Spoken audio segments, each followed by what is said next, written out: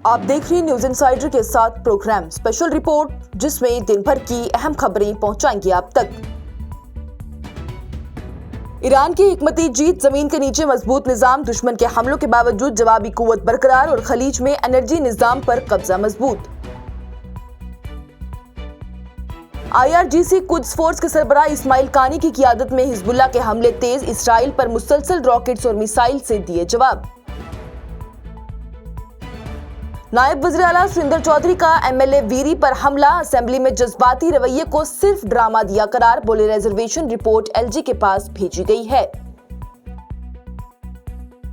जम्मू कश्मीर में शराब पर मुकम्मल पाबंदी और हुकूमत से वाज़ेह पॉलिसी की दरख्वास्त करते हुए अपनी पार्टी के सरबराह सैयद मोहम्मद अल्ताफ बुखारी का बयान, बोले अगर गुजरात में शराब पर पाबंदी आयद की जा सकती है तो फिर जम्मू कश्मीर में क्यों नहीं।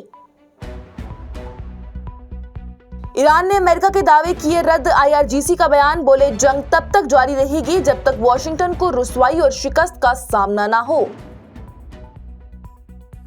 आम आदमी पार्टी का बड़ा फैसला, राघव चड्ढा को डिप्टी लीडर के ओहदे से हटाया, राज्यसभा से पार्टी के वक्त में राघव चड्ढा को बोलने का मौका न देने की दरख्वास्त।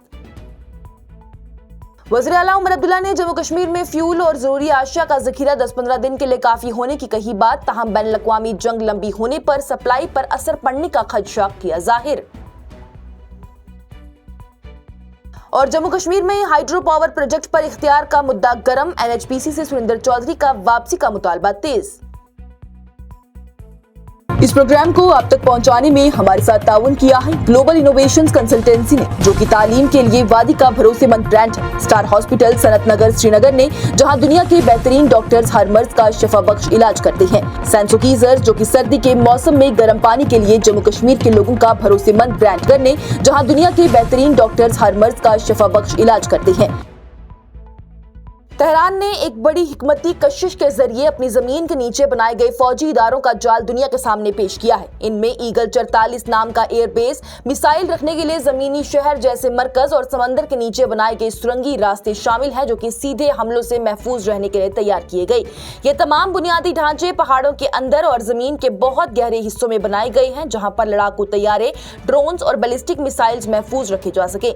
हता के ताकतवर बंकर तोड़ बॉम्ब से भी इसे बचाया जा सके। लेकिन ये सिर्फ दिफा का निजाम नहीं, इसका असल मकसद ये है कि अगर ईरान पर हमला हो तो वो तुरंत और जोरदार जवाब देने की सलाहियत रखता हो, जंग को बरकरार रख सके और दुश्मन के पहले वार से पहले ही मैदान जंग का नक्शा बदला जा सके। इस तनाजुर में हालात जमीन पर भी तेज हो चुके हैं। ईरान ने कतर में निशानों को निशाना बनाते हुए कहा है कि जहां पर एक तेल ले जाने वाला जहाज भी मुतासिर हुआ, जिससे कि दुनिया भर के तेल के रास्ते अब सीधे इस तनाज़े का हिस्सा बन गए। दूसरी तरफ से तेल अवीव पर शदीद मिसाइली हमले हुए हैं, जहां कुछ मिसाइल इसराइल के दिफाई निजाम को पार करने में कामयाब रहे, जो कि एक बड़ी तशवीश की बात रही। इसके साथ ही बैन अल-अक़वामी सतह पर भी बेचैनी बढ़ चुकी है। अक़वाम मुत्तहिदा से मुत्तलिक एक इस्तीफे ने भी इस बात पर फिक्र पैदा कर दी है कि कहीं न्यूक्लियर सतह पर गुफ्तगू या फिर तैयारियां तो नहीं चल रही। अब ये सिर्फ एक मामूली इलाकाई तनाज़ा नहीं रहा, ये एक पेचीदा सूरत हाल बन चुकी है, जहां पर फौजी, माशी और हिकमती पहलू एक साथ चल रहे हैं और जिसका असर सिर्फ एक मुल्क या इलाके तक महदूद नहीं होगा, बल्कि पूरी दुनिया पर पड़ सकता है। ईरान की कुद्स फोर्स के सरबराह इस्माइल कानी एक बार फिर सामने आ गए हैं और उन्होंने रेजिस्टेंट फ्रंट की तारीफ करते हुए कहा कि खित्ता अब एक नए निजाम की तरफ बढ़ चुका है। उनका ये बयान ऐसे वक्त में सामने आया है जब उनकी गायब रहने की वजह से उनके बारे में मुख्तलिफ अफवाहें गर्दिश कर रही थी, जिनमें की उनकी गिरफ्तारी या फिर हलाकत की बातें भी सामने आई थी, लेकिन इनकी कोई तस्दीक नहीं हुई। ईरानी रियासती मीडिया पर जारी पैगाम में कानी ने कहा कि हिजबुल्लाह और अंसार अल्लाह जैसी तंजीम अपने अपने फैसले कर रही हैं और उन्होंने इसराइल और अमेरिका के खिलाफ अपनी कार्रवाइयों से इस्राएली वज़ीर आज़म बेंजामिन नेतन्याहू के दावों को गलत साबित कर दिया। कानी, जो कि कुद्स फोर्स के जरिए ईरान से मुतल्लिक गिरोहों को माली और फौजी मदद फराहम करते हैं, लेबनान में हिजबुल्लाह समेत कई गिरोहों की सरपरस्ती कर रहे हैं, जो कि इसराइल के खिलाफ जंग में मसरूफ हैं। हिजबुल्लाह ने शुमाली इसराइल पर रॉकेट, मिसाइल और ड्रोन के जरिए शदीद हमले किए हैं, जिन्हें उन्होंने फोर्सफुल करार दिया, जबकि खैबर एक नाम के एक ही कार्रवाई को उन्होंने मार्च 2026 से जारी इसराइली हवाई हमलों का जवाब बताया। इस दौरान ईरान ایران اور حزب اللہ نے مشترکہ طور پر بھی حملے کیے، جہاں پر ایران نے سیدھا میزائل داغ کر اپنے لبنان میں موجود حامی گروہ کا ساتھ دے کر ہم آہنگی دکھائی۔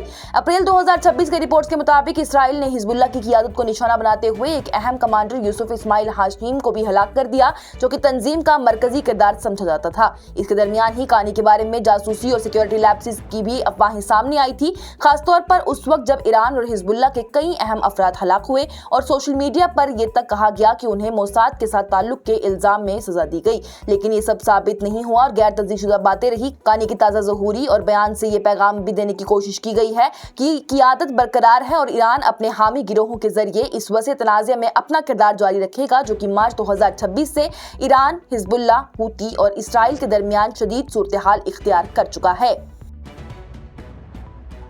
جموں کشمیر کے نائب وزیر اعلیٰ سریندر چودھری کی جانب سے پارٹی کے M L A Bashir Ahmad ویری پر سخت تنقید کرتے ہوئے اسمبلی میں ریزرویشن کے معاملے پر ان کے جذباتی رویے کو ڈرامہ قرار دیا گیا اور ان پر عوام کو گمراہ کرنے کا الزام لگایا گیا۔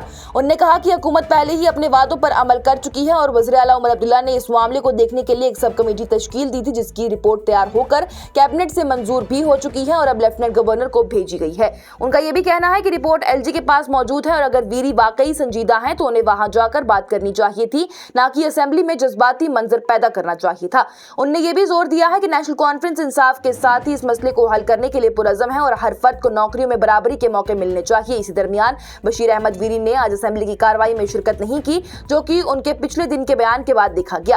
حکومت کے رہنماؤں نے ان کی غیر حاضری کو زیادہ اہمیت نہ دیتے ہوئے کہا کہ وہ جلد ہی واپس آ جائیں گے۔ M L A Hilal Akbar Lone نے کہا کہ ویری کے غیر حاضر رہنے کی وجہ انہیں خود بہتر معلوم ہے اور وہ تھوڑے ناراض بھی لگ رہے تھے، لیکن وہ کل پھر سے اسمبلی میں واپس ہوں گے۔ انہوں نے یہ بھی کہا کہ ویری ایک اچھے ایم ایل اے ہیں، لیکن انہیں اس طرح کا قدم نہیں اٹھانا چاہیے تھا۔ دوسری طرف سے ایم ایل اے ارشاد رسول کار نے بھی کہا کہ ویری کا یہ رویہ ٹھیک نہیں اور جب مسئلہ پہلے ہی زیر غور ہو تو لیڈرشپ پر شک نہیں کرنا چاہیے۔ صبح آ کے یہاں آپ کے سامنے رونا شروع کر دوں، ہم کرنا شروع کیا ہو جائے گا؟ اگر ویری صاحب اتنا ہمدرد تھا لوگوں کا تو ویری صاحب کو ایل جی صاحب کو پوچھنا چاہیے، ان کے پاس جا کے پوچھنا چاہیے تھا۔ وہ ایک ڈرامہ جو ہے وہ نہیں چلے گا۔ جموں کشمیر اپنی پارٹی کے سربراہ سید محمد الطاف بخاری کی جانب سے جموں کشمیر میں شراب پر مکمل پابندی لگانے کا مطالبہ کرتے ہوئے حکومت سے واضح پالیسی اپنانے کو کہا گیا۔ میڈیا سے بات چیت کرتے ہوئے انہوں نے کہا کہ شراب پر پوری طرح پابندی ہونی چاہیے اور مثال دیتے ہوئے کہا کہ کچھ ریاستیں جیسے کہ گجرات میں بھی اس پر پابندی عائد کی گئی ہے۔ ان کا یہ بیان اس وقت سامنے آیا ہے جب جموں کشمیر میں شراب کی پابندی اور اس کے سماجی اور معاشی اثرات پر بحث جاری ہے۔ الطاف بخاری نے نیشنل کانفرنس پر تنقید کرتے ہوئے کہا کہ پارٹی اس مسئلے پر اپنا موقف بار بار بدلتی رہتی ہے اور روز نیا رخ اختیار کر لیتی ہے۔ حالانکہ انہوں نے اس کی تفصیل بیان نہیں کی ہے۔ ساتھ ہی انہوں نے یہ بھی تجویز دی کہ اگر ضرورت پڑی تو سیاحتی لوگوں کے لیے شراب کو محدود اور نگرانی والے نظام کے تحت ہی مقرر رکھنا، مقامات جیسے کہ ہوائی اڈوں اور ریلوے اسٹیشن پر پرمٹ کے ذریعے ہی دستیاب کروایا جا سکتا ہے۔ ان کا یہ بھی کہنا ہے کہ جموں کشمیر صرف سیاحت پر انحصار نہیں کرتا، اس لیے اس معاملے میں سماجی مصلحات کو بھی زیادہ اہمیت دی جانی چاہیے۔ شراب پہ پابندی لگنی چاہیے، بالکل پابندی لگنی چاہیے۔ اور سچ بات یہ ہے کہ جب گجرات میں پابندی لگ سکتی ہے، یہاں کیوں نہیں؟ ٹورسٹ کو آپ نے دینا پرمٹ دے دو، ایئرپورٹ پہ بیچو، آپ وہاں بیچو، ریلوے اسٹیشن پہ بیچو ٹورسٹ کے لیے، وہ ٹورسٹ کی ٹکٹ پہ اس کو ملے، آپ بس اسٹینڈ کے پاس اس کو بیچو، لیکن شراب پہ پابندی لگنی چاہیے۔ ایران کی فوج نے آج امریکہ کے صدر ڈونلڈ ٹرمپ کے بیان پر سخت رد عمل دیتے ہوئے کہا ہے کہ یہ جاری جنگ اس وقت تک ختم نہیں ہوگی جب تک کہ واشنگٹن کو دائمی رسوائی، پچھتاوا اور ہتھیار ڈالنا نہ دیکھنا پڑے۔ ایرانی ریاستی میڈیا پریس ٹی وی کے مطابق ختم الانبیاء سینٹرل ہیڈ کوارٹرز کے ترجمان ابراہیم ذوالفقاری کی جانب سے امریکہ کے ان دعووں کو رد کر دیا گیا جس میں یہ کہا گیا تھا کہ ایران کی فوجی صلاحیت کو نقصان پہنچا ہے۔ انہوں نے کہا کہ امریکہ کی معلومات ایران کی فوجی طاقت کے بارے میں نامکمل ہے اور واشنگٹن کو ایران کی اور اسٹریٹجی صلاحیت کا اندازہ نہیں ہے۔ ترجمان کا یہ بھی کہنا ہے کہ یہ سمجھنا غلط ہے کہ ایران کی میزائل اور ڈرون نظام، ماڈرن دفاعی نظام، الیکٹرانک جنگ یا پھر خاص آلات تباہ کر دیں گے اور جو مقامات امریکہ نے نشانے بنانے کا دعویٰ کیا ہے وہ غیر اہم تھے، جبکہ اصل فوجی پیداوار ان جگہوں پر ہوتی ہے جہاں تک امریکہ کبھی پہنچ ہی نہیں سکتا۔ انہوں نے مزید کہا کہ امریکہ میزائل، ڈرون اور اسٹریٹجی نظام کی تعداد کا اندازہ لگانے کی کوشش بھی نہ کرے کیونکہ وہ ہمیشہ غلط ثابت ہوگا۔ ختم الانبیاء ہیڈ کوارٹرز جو کہ कि ईरान की सबसे बड़ी ऑपरेशनल कमांड यूनिट है, फौज और रेवोल्यूशनरी गार्ड के दरमियान हम आहंगी पैदा करती है। तर्जुमान ने अमेरिका पर इल्जाम लगाया है कि उसने पहले ही हमला शुरू किया और वादा किया कि ईरान की इसका जवाब देता रहेगा और कहा है कि मजीद सख्त और तबाहकुन हमले किए जाएंगे। वहीं डोनाल्ड ट्रंप ने अपने कौम से खिताब में कहा है कि अमेरिका से ईरान के खिलाफ फैसलाकुन कामयाबी हासिल की गई है और मुहिम अपने आखिरी मराहिल में है। उनका ये भी कहना है कि ईरान की समंदरी और हवाई सलाहियत तबाह कर दी गई है और उसका फौजी ढांचा बहुत हद तक कमजोर हो चुका है। ट्रंप ने दावा किया कि ईरान की नेवी खत्म हो चुकी, एयरफोर्स तबाह हो चुकी है और उसके कई रहनुमा हलाक हो चुके। उन्होंने ये भी कहा कि ईरान की मिसाइल और ड्रोन चलाने की सलाहियत को बहुत हद तक कम कर दिया गया और असला बनाने वाली फैक्ट्रीज और रॉकेट लॉन्चर्स को तबाह कर दिया गया, जबकि अमेरिका इस जंग में पहले से ज्यादा बड़ी कामयाबी हासिल कर रहा है।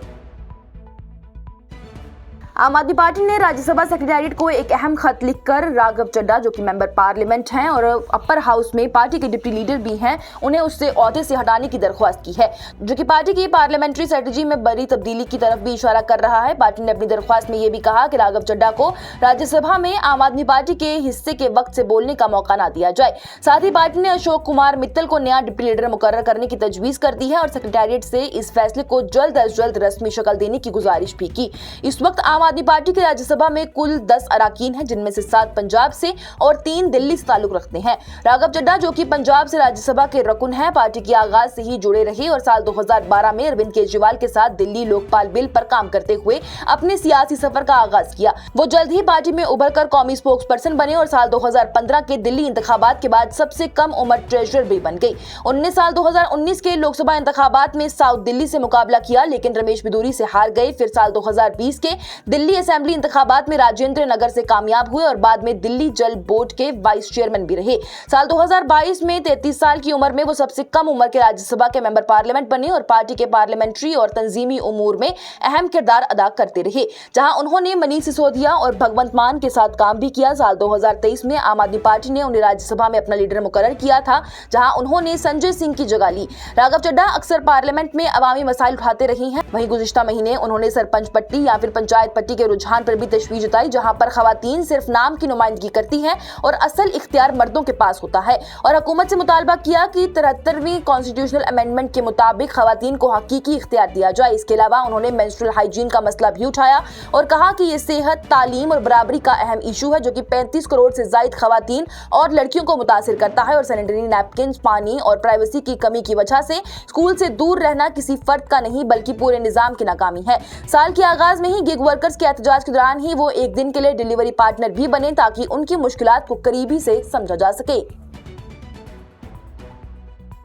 जम्मू कश्मीर के वज़ीर आला उमर अब्दुल्ला की जानिब से कहा गया है कि इस वक्त यूनियन टेरिटरी में एलपीजी और दीगर जरूरी फ्यूल की सप्लाई काफ़ी है, लेकिन उन्होंने तनबीह दी है कि अगर बैन अक़वामी सतह पर जंग लंबे समय तक जारी रही तो इसका असर यहाँ भी पड़ सकता है।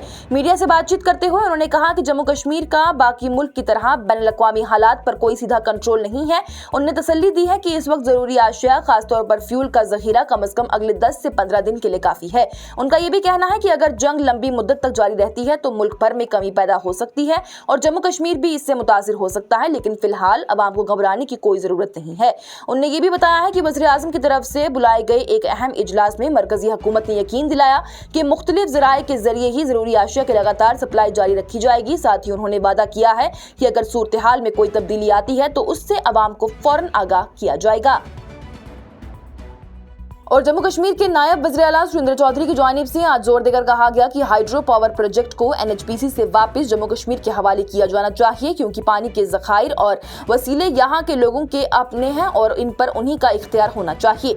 मीडिया से बातचीत करते हुए उन्होंने कहा कि इतनी ज़्यादा हाइड्रो पावर सलाहियत के बावजूद भी जम्मू कश्मीर को बिजली खरीदनी पड़ रही है, जो कि एक बड़ा माली बोझ है। उनका ये कहना है कि पानी हमारा, वसीले हमारे, फिर भी हमें बिजली खरीदनी पड़ती है, और इस बात पर जोर दिया कि मकामी प्रोजेक्ट पर मकामी लोगों का कंट्रोल होना चाहिए। यह बयान उस वक्त सामने आया जब हाइड्रो पावर प्रोजेक्ट की मिल्कियत और फायदे के हवाले से सियासी बहस तेज हो चुकी है, खासतौर पर जब नए प्रोजेक्ट मरकजी इदारों के जरिए तैयार किए जा रहे हों।